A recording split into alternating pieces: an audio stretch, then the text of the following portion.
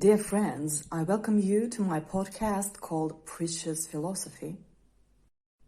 In the Desire and Will podcast above, you and I discussed how critical will is to a person's self-development throughout their life, and how self-regulation of volitional behavior reflects on a person's overall life success and business achievements. However, a person does not live in isolation, but is surrounded by society, periodically, moreover, spontaneously or planned, being in communities or groups of people of the same or different social and mental status. It would be reasonable to assume that different types of social communities of people may have a certain influence on the individual within them, and therefore, for the sake of the best self-development of the individual, it is interesting to consider how, in order to turn this understanding to the qualitative benefit of themselves and society. So let us start. We're born and live in society. We strive to relate to others and need to socialize with others just as much as we need food and fresh air. From the moment we are born, we're surrounded by people and are part of different groups. But there is a kind of community in which man loses himself and turns from a reasonable thinking individual into a literal part of the elements. This community is the crowd. The phenomenon of mass behavior and consciousness of the crowd is the object of study of social psychology, within which a huge amount of work has been done to theorize and systematize knowledge. Around the psychology of the crowd can be observed undying interest associated primarily with the unpredictability of the consequences of its formation. So, a crowd is an unstructured gathering of people united more emotionally than rationally. Doesn't it remind you of the audience of some infobloggers? French psychologist Gustave Le Bon actually predicted the coming of the era of the masses and was of the opinion that it would have a destructive effect on culture. He also argued that people gathered in a crowd experience a decline in intelligence, independent thinking, and even personality erasure. This occurs as the result of the subjugation of the individual to an archaic, shared unconscious. Le Bon believed that people in a crowd, using the invisible aura of anonymity, become a homogeneous mass. The father of psychoanalysis, Sigmund Freud, linked crowd psychology to his concept of the unconscious. He noted that the difference between individual and social psychology is not so great. If in the first case we perceive a separate individual, and in the second case, the leader of the crowd with whom a person associates himself. The main feature of the Austrian psychoanalyst view of the psychology of the masses is the assumption of the positive influence of the crowd. Freud believed that under the positive influence of a leader or a movement, a person could forget about egoism and gain unselfishness, devotion to an ideal. But let us ponder, is it acceptable and possible to consider every and what kind of crowd leader, for example, among today's infobloggers, as an ideal? And how and on the basis of what this ideal develops your strong-willed personal behavior and really significant business thinking and intelligence? Social phenomena manifest themselves in the masses. Apart from differences, there are also common features.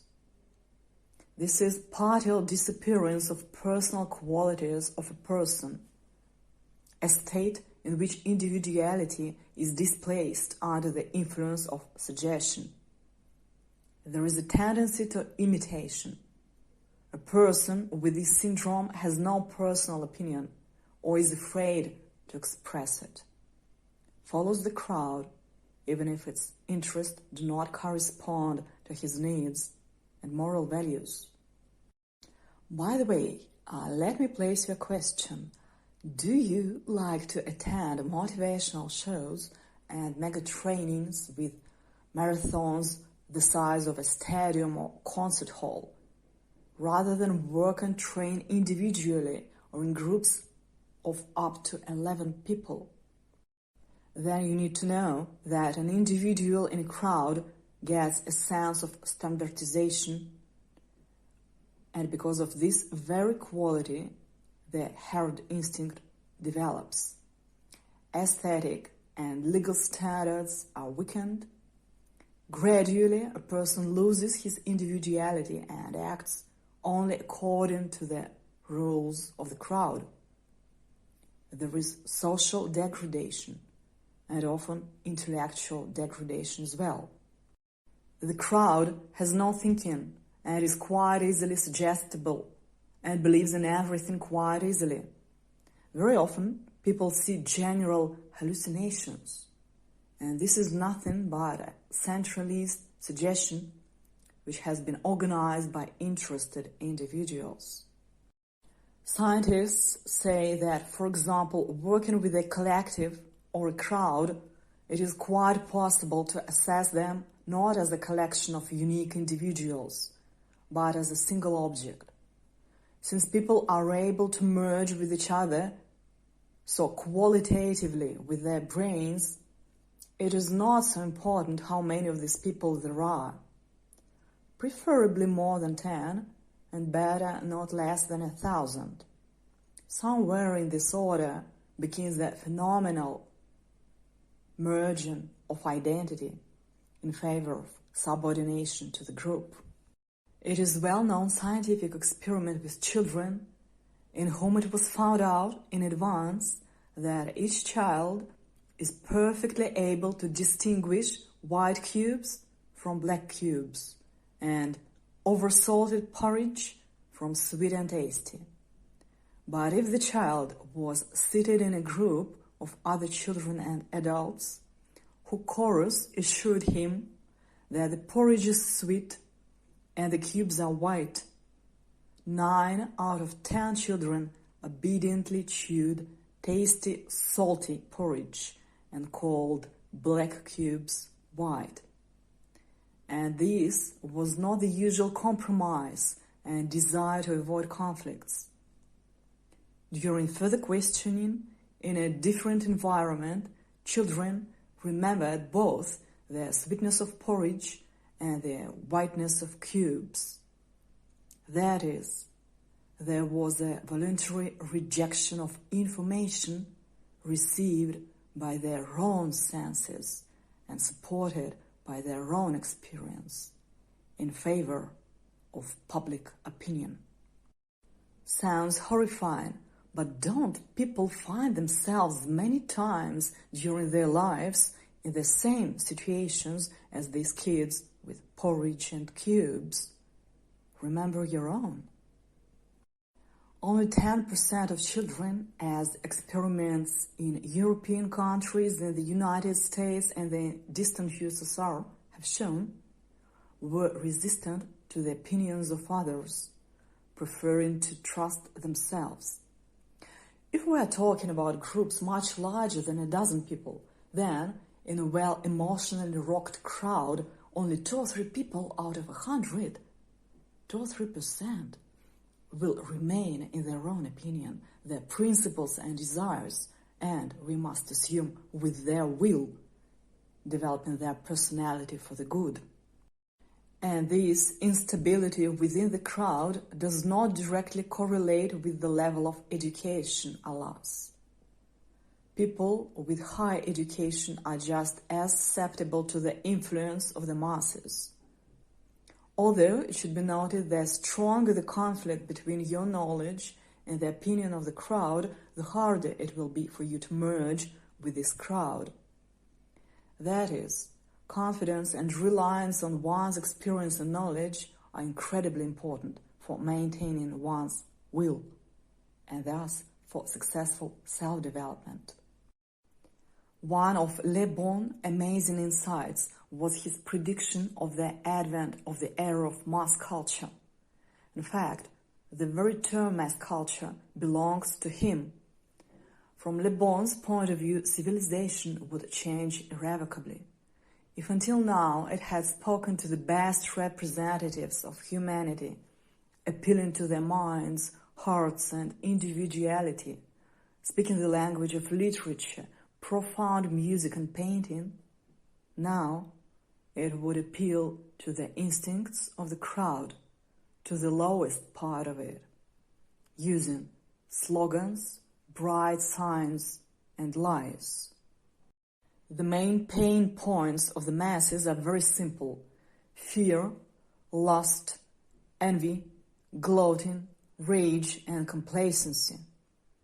It is enough to press them competently enough to turn a crowd, a nation, and even the whole humanity into a herd of macaques. In a crowd, as Le Bon researched, the conscious personality disappears, and the feelings and ideas of all the individual units forming the whole, called the crowd, take the same direction. In the collective soul, the intellectual capacity of individuals and consequently their individuality disappear, the heterogeneous drowns in the homogeneous, and unconscious qualities take over, Le Bon writes. By this very combination of mediocre qualities in a crowd, Le Bon explains why a crowd can never perform actions that require sublime mind. In a crowd, there can only be an accumulation of stupidity, not of intelligence. The whole world, as it is often said, can in no way be cleverer than Voltaire, but on the contrary, Voltaire is cleverer than the whole world, if by this word we must understand the crowd. But if the individuals in the crowd were limited only to a combination of mediocre qualities, we would have some average value. And how do new traits arise? Le Bon attributes the emergence of these new special traits, characteristic of the crowd and not found in the individuals who make up the crowd, to various reasons. The first of them is that an individual in a crowd acquires through sheer numbers a consciousness of irresistible force, and this consciousness allows him to give in to such instincts which he never gives vent to when he is alone. In a crowd, however, he is less inclined to curb these instincts, because the crowd is anonymous and bears no responsibility. The second reason, contagion, also favors the formation of special properties in the crowd and determines their direction. In a crowd, every feeling, every action is contagious, and at that to such an extent that an individual very easily sacrifices his personal interests to the interest of the collective. Also, among the special properties characterizing the crowd, Le Bon points out, for example, the following: impulsiveness, volatility, irritability, inability to think, lack of reasoning and criticism, exaggerated sensitivity, intolerance, authority, conservatism. Studying the basic properties of the crowd, Le Bon showed that it is almost exclusively governed by the unconscious. The individual in a crowd acts according to chance. The crowd serves as the plaything of all external excitations and reflects all their changes. It is, therefore, slavishly submissive to the impulses it receives. The individual may be subjected to the same excitations which act upon him in the crowd, but isolated from the crowd, he is already subject to reason and resist the influence of these excitations. Physiologically, this can be expressed in the following way. The isolated individual has the ability to suppress his reflexes, whereas the crowd does not have this ability.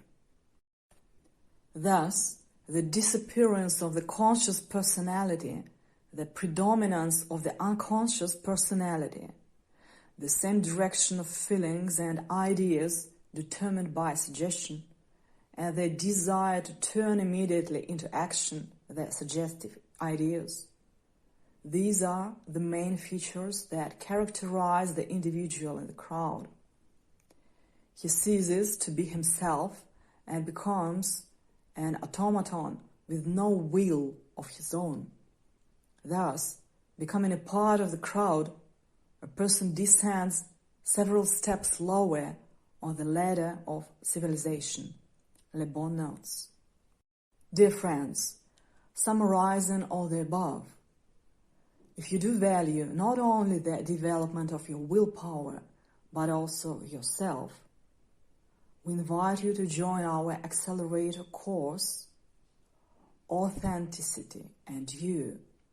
After all, the most important jewel for you is your personality and its powerful development in any society.